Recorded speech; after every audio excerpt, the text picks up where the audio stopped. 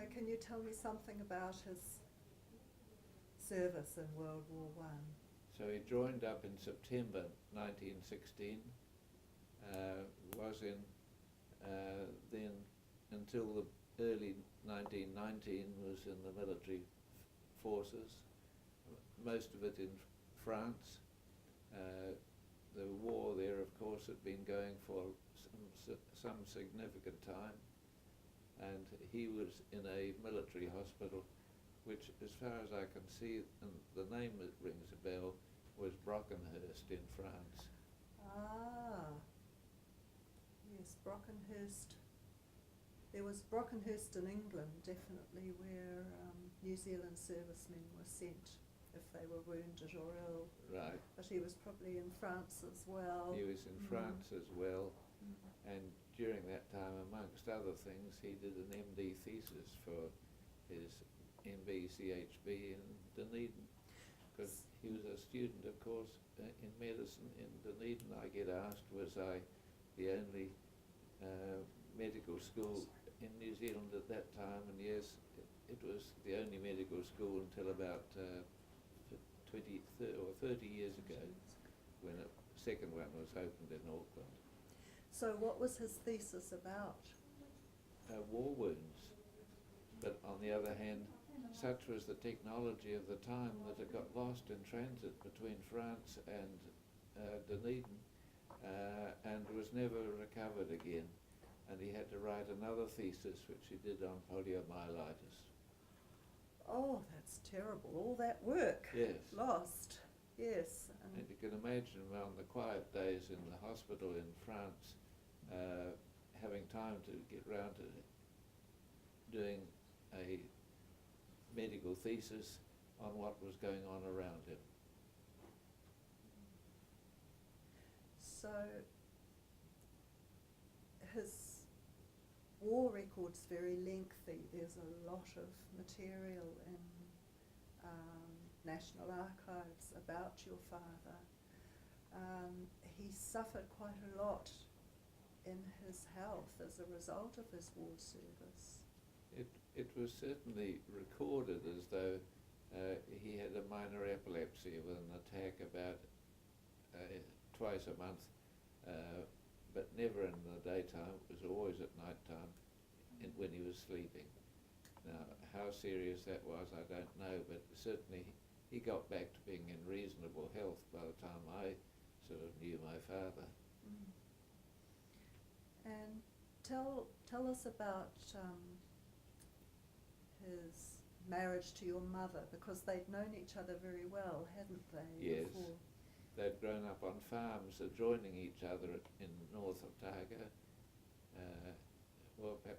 south of Tauranga. It was because one of them was at Waikaia, which is in northern Southland now, and and there's a Charters road in the district roundabout.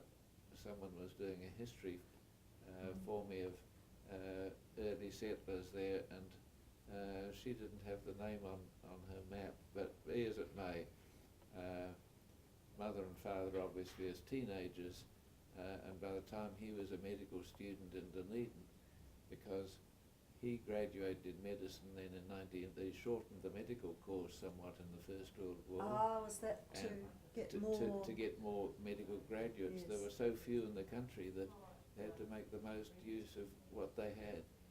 And father then was a house surgeon in Wellington Hospital for 4 months in 1916 after graduating. And I, of course, in the sense that I too was a house surgeon at Wellington Hospital 40 years later or whatever, the name meant something to me when I read that, yes, his record then as a medical practitioner was as a house surgeon in a hospital in New Zealand. And then they sent him off overseas. Yes.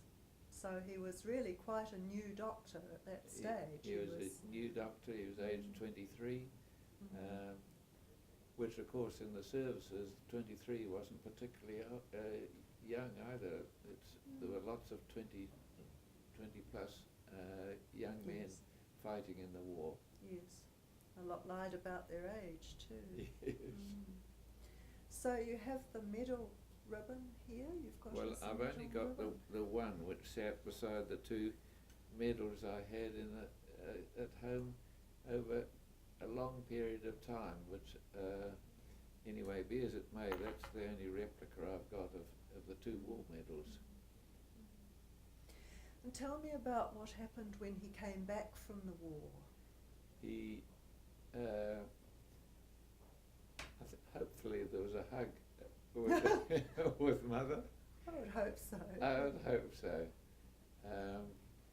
But anyway, he did a locomore too in Waimate and Timaru, but he also then went off in 1923 or 1922 back to Britain to do postgraduate work, to get involved in being an eye and nose and throat specialist, which he did, and then came back and particular set up in a locum to I think a Talbot family in Timaru in 1922 or 23, maybe in 24.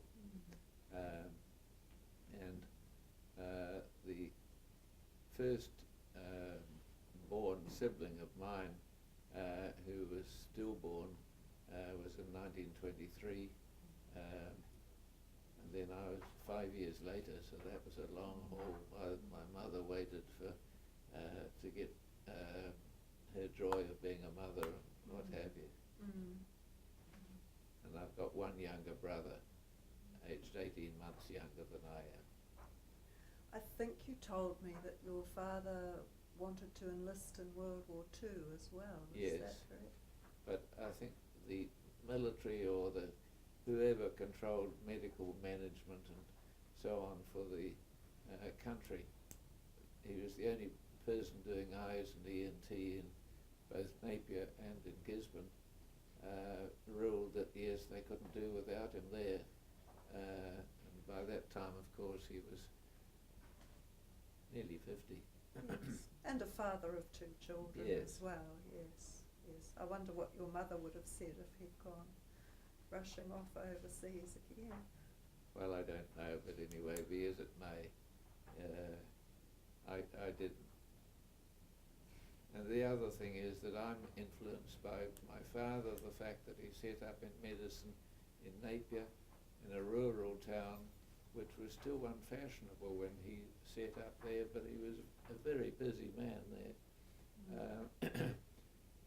But I grew up sort of thinking of, if I was doing medicine, I would do it in one of the New Zealand's rural or provincial towns, to which my wife, when I was later married to her, she said, but not south of Timaru. Oh. And then we heard about Tauranga when we were in Leicester in the Midlands in England, when I'd been there 2.5 years doing postgraduate work, and wrote to Doug Short, who was then superintendent of Tauranga Hospital. And again, the difference in the tempo of the time, he said, yes, we'll now advertise the post as a physician because we've got an applicant. You know, they didn't come easy in those days. That was even 50 years ago, that yes, applicants didn't come easy. You didn't just assume you'd get a reply to an advertisement. Anyway, it suited me well, and it worked out well. So your father influenced your choice of career, obviously. Yes, not only the career, but the fact that I'd be in a rural town. Yes. But did he ever talk about the war? No. Never talked about Never the heard war. him talking about the war. Nothing, not even sanitised anecdotes that... No. Nothing at all. Did he talk to your mother about it, do you think? Oh, he must have, because after all, they'd been married and they'd known each other for a long time before he went overseas to France. So I wondered where your knowledge of his wartime career came from. Was it from her? It might have been. What? She might have talked about it. Well, I mean, it's in the sense that, yes, I grew up knowing that he'd Yeah. been in the services and so on. And I did get a packet of information from War Records people Yes. as well. And there are odd incidents, of course, in healthcare. Yes, he had influenza and had something rather done to his glottis that he was obviously choking on, and had a bad cough at times. But be as it may, he didn't directly talk to me about No. it. No. Is there anything you would like to show us, or anything more you'd like to say?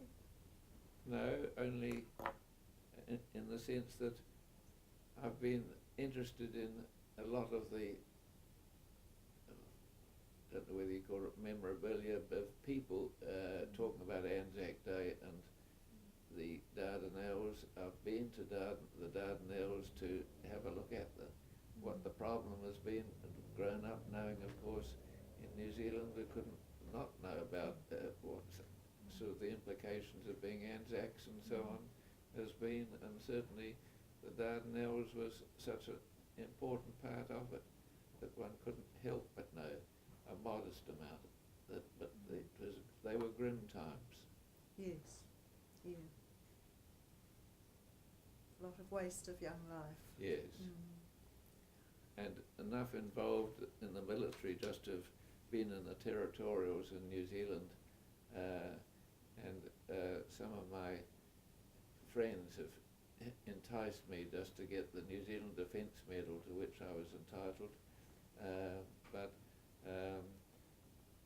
when we were in the territorial force, which I enjoyed for a number of years, because we would go and relieve people for a fortnight's camp or equivalent in various places around the country, certainly serving in Waihuru and so various military camps elsewhere. Can we see your military medal? Hold it up so that the camera can.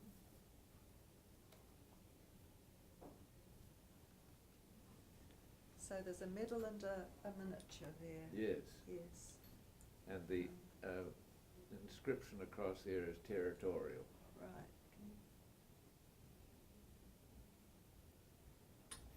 And it's got your name around the edge, does it, or on the back?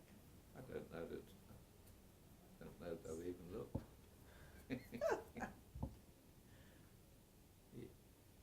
To my surprise, a number and RSC Scoular, RNZAMC. There you are. Yeah, more sophisticated than I realised. Well, that's splendid. Well, thank you very much for coming along and talking to us today. And for heaven's sake, don't lose that one. Thank you very much. Thanks indeed. Thank you all.